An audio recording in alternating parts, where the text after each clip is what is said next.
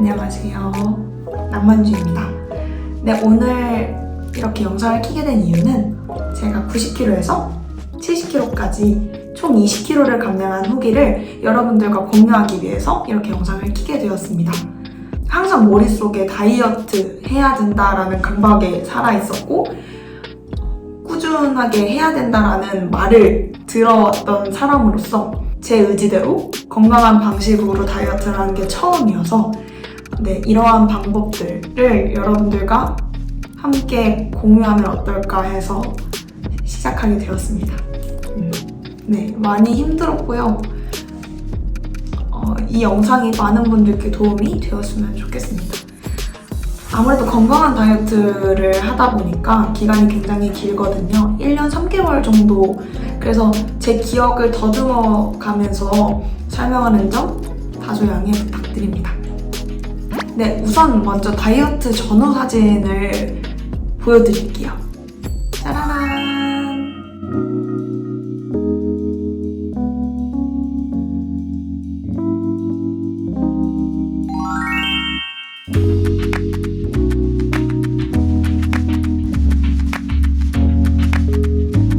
먼저 제가 살을 빼게 된 원인이 제가 대학생에 들어가고 나서 급격하게 살이 엄청 많이 쪘어요. 그러니까 원래도 통통했는데 더 찌다 보니까 건강상으로 이건 안 되겠다라는 신호가 오기 시작했던 거죠. 제가 대학교 때 공연을 했었는데 공연에서 이제 뮤지컬 악역 역할을 맡았었어요. 근데 아무래도 이제 흰 와이셔츠에 흰 치마를 입어야 되는 그런 역할이다 보니 살을 빼라는 압박이 들어왔었고 대학교 1학년이었고 술자리가 굉장히 많은 시간이었습니다. 그래서 그 상황에서 살을 빼기 위해서 저는 굉장히 안 좋은 방법으로 살을 빼기 시작했어요. 술을 먹고 토하고 먹고 토하고 이런 것들이 굉장히 반복되다 보니까 공연이 끝난 후에는 폭식증에 걸려가지고 살이 진짜 기하급수적으로 찌기 시작했습니다. 더불어 몸도 안 좋아지기 시작했고요. 이게 먹토를 하게 되면 피부가 정말 안 좋아져요. 피부가 진짜 뒤집어지거든요. 그런 경험을 한 번씩 하면서 거울을 볼 때마다 우울해지고 또 학교 수업은 항상 밤새야 되는 그런 일정들로 가득 차 있어서 그때 저는 행복하면서도 슬펐던 그런 기간이었던 것 같습니다. 언제 한 번은 팀플을 해야 되는데 회의를 하러 나갔어야 되는데 생리량이 너무 심해서 기저귀를 차고 있을 정도로 기존의 생리대로는 감당이 안 될 정도로 너무 심해서 병원에 갔을 때는 다낭성 난소증후군이랑 갑상선 기능저하증이라는 병을 판정을 받았었는데요. 이게 비만의 원인이 될 수도 있다고 얘기를 해주셨어요. 갑상선 기능 저하증은 쉽게 몸이 지치고 무기력해지고 우울해지고 살이 증가할 수 있는, 체중이 증가할 수 있는 그런 병이고요. 다낭성 난소증후군은 살을 급격하게 빼거나 임신을 하지 않는 이상, 그러니까 몸의 체질을 바꾸지 않는 이상 나을 수 있는 병이 아니래요. 불치병이라는 얘기를 들었었거든요. 그래가지고 이게 갑상선 기능 저하증이랑 같이 연결이 되다 보니까 더 힘들 거다, 낫기 힘들 거다라는 얘기를 해주셨고 피임약을 처방해 주셨었어요. 그래서 그 당시에는 피임약을 먹고 좀 괜찮아졌었는데 제 몸 상태가 많이 좋지 않았던 상태였죠. 그러다가 이제 2020년도 3월에 제가 교환학생을 준비하고 있었는데요. 코로나로 인해서 그 교환학생이 취소가 되었어요. 할 수 있는 게 없더라고요. 제가 그 당시에 마지막 1년을 앞두고 있는 상황이었고 졸업을 이렇게 된 거 내 몸을 좀 돌아보는 시간을 갖자라는 생각이 들었고 내가 하고 싶은 것 그리고 내가 할 수 있는 것 내가 해야 될 것을 정해서 지키기로 마음을 먹었습니다. 제가 다이어트 한 기간은 2020년 3월부터 현재까지입니다. 그래서 아직도 현재 진행형이고 총 90kg에서 지금은 69kg, 총 21kg를 감량했습니다. 이제 다이어트 식단에 대해서 굉장히 궁금하신 점들이 되게 많을 거예요. 유튜브 치면 저탄고지, 뭐만 먹기, 간헐적 단식. 굉장히 다양한 방법들이 있는데 전 정말 그런 것들을 다 해봤거든요. 근데 사실 뭐 단기적으로 효과가 있었던 것도 있겠지만 그렇게 많이 도움이 되진 않았어요. 저에게 지속적으로 도움이 되진 않았어요. 그래서 시작하게 된 게 다이어트 인스타를 만드는 거였고, 다이어트 인스타에서 식단에 대한 정보들을 얻을 수도 있었고, 제 식단들을 다른 사람들과 공유하면서 얻는 그런 즐거움이 있었어요. 그래서 직접 만들어 먹기 시작했고, 혹은 맛있는 샐러드집, 맛있는 포켓집에 가서 그걸 이제 인스타에 올리는 방식으로 식단을 조절했습니다. 제가 대학 생활을 할 때에는 자취를 했어가지고 혼자 살다 보니까 해먹기가 너무 귀찮은 거예요. 그래서 항상 배달 음식을 시키곤 했었는데 보통 그러면 남잖아요. 보통 그러면 남는데 그 꼴을 못 봤어요. 그래서 꼭 다 먹었어야 돼. 다 먹고 토하고 또 양치하고 다 먹고. 심지어 자취방 집들이도 한 달 내내 해서 술도 장난 아니게 먹었답니다. 하하. 입 가리지 않아요. 그런 안 좋은 습관들을 가지다가 이제 인스타를 시작하면서 뭔가 그 같이 그 공유하는 인친님들과 뭔가 다이어트 절친이 된 기분? 뭔가 저 사람들한테 거짓말을 하고 싶지 않다? 약간 이런 생각이 들어가지고 좀 열심히 하게 됐던 것 같아요. 그래서 그 음식들을 만들면서 그 음식들을 만들고 플레이팅 하는 게 굉장히 시간이 오래 걸리거든요. 근데 그 시간 동안 절제가 되더라고요. 음식 식욕 절제가 되더라고요. 만들면서 좀 기가 빨려서 그런 건지 힘이 들어서 그런 건지 막상 먹을 때 음식을 만들고 먹을 때 힘이 들어서 많이 못 먹게 되는 그런 경험을 처음으로 했던 것 같아요. 네. 그래서 식단은 아마 이렇게 보여지고 있을 텐데 다양한 방식으로 음식을 해먹고 공유했었습니다. 식단에 관해서는 다른 영상에서 좀 더 자세하게 보여드릴 수 있으면 좋을 것 같아요. 요즘에 근데 진짜 정말 다이어트 음식들이 정말 많아가지고 건강하고 맛있는 음식들을 많이 해먹을 수 있어요. 무슨 곤약 찰바나 다이어트 도시락도 굉장히 맛있고요, 요즘에. 네, 굉장히 다양한 방식으로 음식을 해먹었던 것 같습니다. 네, 그 다음은 다이어트 운동인데요. 와, 정말 저는 느꼈어요. 제가 다이어트를 하면서 난 정말 한 개만 죽어라 파는 사람은 아니구나를 느꼈거든요. 제가 1년 3개월, 약 1년 3개월 동안 정말 많은 운동을 했어요. 제가 적어놨는데 헬스, 홈트도 클래스톡, 그리고 다노, 그 다음에 친구들이랑 다이어트 내기를 하면서 뭐 스쿼트 100개나 호흡 운동 같은 걸 했었고요. 그 다음에 필라테스, 그 다음에 복싱, 네, 이렇게 다양한 운동들을 했었습니다. 아마 이거보다 더 많을 거예요. 제가 중간에 한 며칠 하고 그만둔 것들? 그런 것들도 아마 분명 있을 거라서 네, 정말 많은 운동들을 했습니다. 초반에 90kg일 때가 운동하기 정말 힘들거든요. 약간 진짜 숨을 헐떡이면서 운동을 해야 돼요. 내 몸이 나를 지배하는 느낌이 듭니다. 90kg 아닌 사람은 이해 못하겠지만 정말 운동 한 걸음 한 걸음이 너무 힘들었어요. 근데 초반에가 원래 가장 독한 마음이 들 때잖아요. 그래서 집에서 헬스장까지 거리가 약 버스 타고 1시간? 근데 교통이 좀 안 좋긴 해요. 근데 이제 그 길을 자전거를 타고 40분 동안 자전거를 타고 가서 헬스를 하고 또 자전거를 타고 집에 오는 식으로 이렇게 반복을 3개월 정도 했습니다.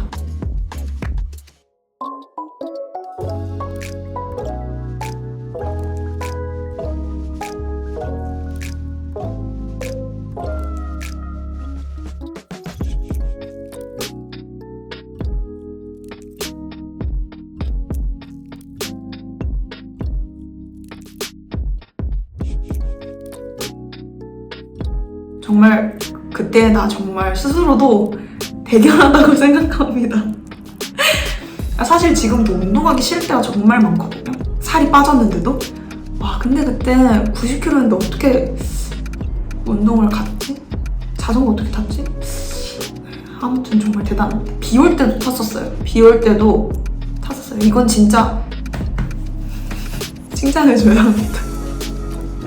중간에 코로나 때문에 헬스장이 문을 닫았었어요. 그래서 운동을 갈 수 없는 시기가 살짝 잠깐 있었는데 그때는 이제 홈트를 진행을 하면서 그 시기를 버텼던 것 같습니다.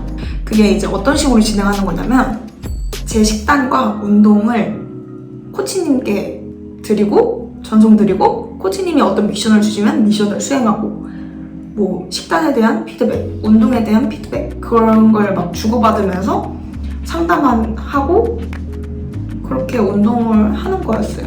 근데 사실 한 달? 2달 정도 하기 딱 좋은 코스인 것 같아요.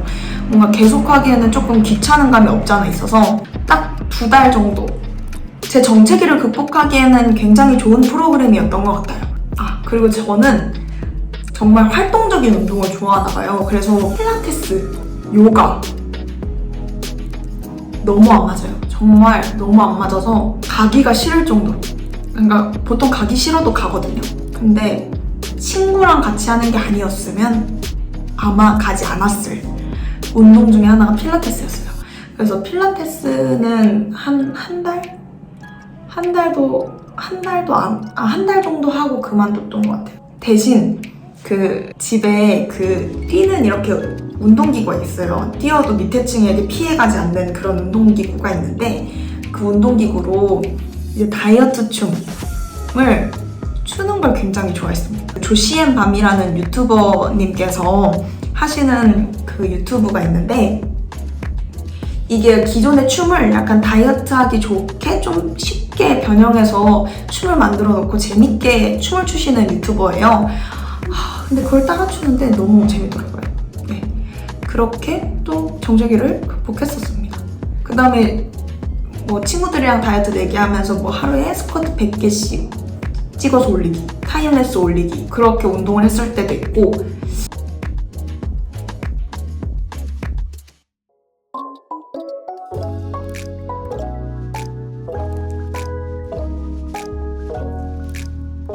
그러다가 이제 친구가, 전 보통 운동을 친구랑 같이 하거든요. 친구가 보통 이거 할래? 저거 할래? 같이 할래? 하는 친구가 주변에 좀 몇 명 있어서 이번에 진짜 친구랑 저랑 동시에 야, 복싱하고 싶지 않냐? 라는 말을 했었어요. 그래가지고 복싱을 시작하게 되었습니다. 정말 잘 시작했죠. 조금 저희 집에서 멀지만 괜찮아 보이는 곳을 친구가 추천해서 거기에 가는데 괜찮더라고요. 그래서 줄넘기 10분, 런닝 10분, 그리고 복싱 동작 배우는 거 약 10분, 글러브를 끼고 관장님과 같이 하고 그 서킷이랑 연결되는 게 또 한 10분. 서킷. 이게 근력 운동이거든요. 뭐 푸시업, 스쿼트, 뭐 점프 스쿼트, 서전트 점프, 뭐 원판 들기 이런 것들을 하는 것들까지 해서 한 1시간 정도를 루틴으로 월화수목금 일주일에 5번을 가는 거였어요.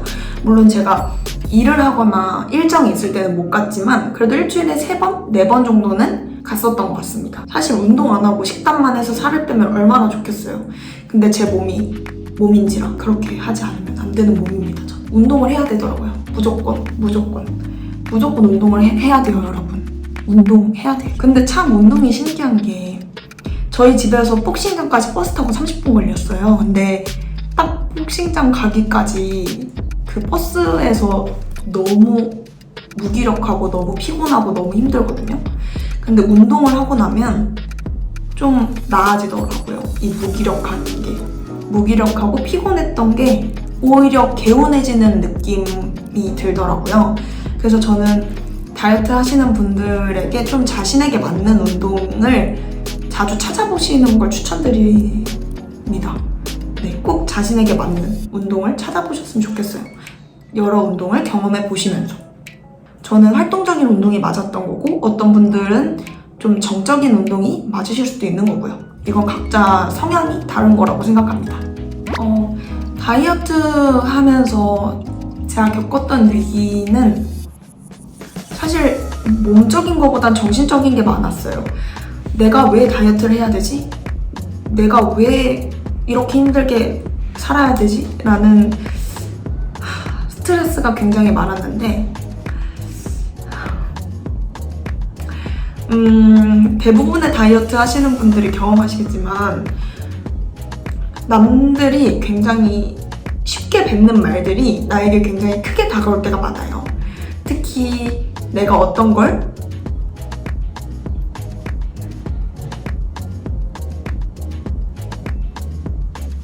내가 어떤 거에 스트레스 받고 있을 때 그걸 콕 집어서 어떤 사람이 내게 말을 하면 굉장히 아프거든요. 근데 다이어트를 하면서 그런 말들을 많이는 아니지만 직접적으로 들은 적이 꽤 많았어요. 꽤 많았어요? 직접적으로 들은 적이 좀 있었어요. 뭐 예를 들어 뭐 남자에게 만져지기 위해 살을 빼야 된다. 그리고 너 살 좀만 더 빼면 내가 너한테 고백했을 텐데. 뭐 이런 시덥잖은 말들. 그리고 너가 노력하는 건 노력하는 거 아니야. 내가 한 거에 비하면 너 진짜 아무것도 아니야. 약간 이런 자신의 노력을 정당화하기 위해 남의 노력을 깎아내리는 그런 말들을 직접적으로 듣다 보니까 네, 뭔가 의욕이 안 났어요. 다이어트를 왜 해야 되는지에 대한 의문이 들었었고 좀 우울해졌었던 것 같아요. 그래서 그때 또 잠시 폭식증에 있었고 제가 술을 좋아해요. 그래서 그런 스트레스가 되는 말을 들으면 좀 많이 마시게 되더라고요. 친구들과. 네, 그런 위기가 잠깐 있었습니다. 근데 생각해보니 정말 별거 아니더라고요. 그 사람은 정말 쉽게 내뱉은 말들이 내가 그걸 곱씹어가면서 스스로를 상처 줄 필요가 있나 라는 생각이 들었고 다른 사람, 나에게 소중한 사람으로 치유할 수 있었습니다. 내 곁에서 응원해준 친구들 정말 고마워요. 이 자리를 빌어 감사합니다. 네, 그 다음에 이제 다이어트 할 때 좋은 점은 모두 다 아실 거예요. 다이어트를 하면 옷이 제일 좋아요. 맞는 옷을 찾을 때의 희열감이 제일 좋아요. 사실 저는 온라인으로 옷을 주로 구매했어요. 이런 옷도 사실 예전에는 꿈도 못 꿨죠. 그냥 온라인에서 사이즈 큰 거, 무조건 사이즈 큰 걸 사야지. 난 보이시하게 입을 거야. 이런 식으로 생각을 했었는데 이젠 오프라인에서 급하게 옷이 필요할 때, 수업이 끝나고 연습을 하다가 밤을 새야 될 때, 뭐 그럴 때 급하게 옷이 필요하잖아요. 다음날 혹은 뭐 촬영을 해야 되는데 예쁜 옷을 사야 될 때, 그럴 때 그냥 오프라인에서 쉽게 살 수 있다는 점이 너무 좋았어요. 엄마한테 미안하지만 사실 엄마랑 쇼핑하는 게 그렇게 좋진 않았어요. 엄마가 저보다 훨씬 늘씬하시고 훨씬 이쁘세요. 그래가지고 뭐 밖에 나가서 쇼핑할 때마다 언니 같아요. 언니 아니에요? 어머, 막 약간 이런 저랑 비교하면서 얘기하는 그런 말들이 약간씩 있거든요. 뭐 어머, 딸은 왜 이렇게 커요? 약간 이런 느낌? 이런 뉘앙스를 듣는 게 너무 스트레스인 거예요. 쇼핑할 때마다. 그리고 막상 입을 때마다 맞는 게 없고. 그러니까 이제 오프라인으로 쇼핑하는 거에 대한 거리감이 계속 있었는데 이제는 이제 엄마랑 쇼핑할 때도 스트레스 받지 않고 할 수 있지 않을까, 뭐 그런 행복감이 있습니다. 제가 다이어트를 하면서 정체기를 겪을 때마다 스스로 마음가짐을 다시 새기곤 했거든요. 저는 총 90에서 85, 85에서 80, 80에서 75, 75에서 70, 총 4번의 정체기를 겪었어요. 어떻게 딱 5단위로 이렇게 정체기가 있는지. 근데 그때마다 맨 처음 정체기 겪을 때 너무 슬픈 거예요. 나는 이렇게 노력을 했는데, 힘들었는데, 참았는데 왜 안 빠지지? 라는 우울감이 있었는데 한 번 그 고비를 겪고 나니까 다음 정체기 때는 약간 부정적으로 생각이 들기보다는 내가 이걸 넘으면 행복할 거야. 내가 이걸 넘으면 나 스스로에게 칭찬해줘야지라는 그런 신호가 되더라고요, 이제는. 부정적인 신호가 아닌 긍정적인 계기의 신호가 되더라고요. 그런 마음가짐으로 다이어트를 했던 것 같습니다. 마지막으로 제가 여러분들께 하고 싶은 말은, 사실 다이어트가 누군가에겐 쉽고 누군가에겐 굉장히 어려운 일이라고 생각해요. 저도 이 다낭성 난소증후군이라는 병을 고치기 위해서, 또 그 병이 제가 다이어트를 하는 데 있어서 굉장히 큰 벽이었죠. 제가 다이어트를 할 때마다 피곤과 무기력을 줬었으니까요. 그래서 저에게는 유독 힘든 다이어트였던 것 같아요.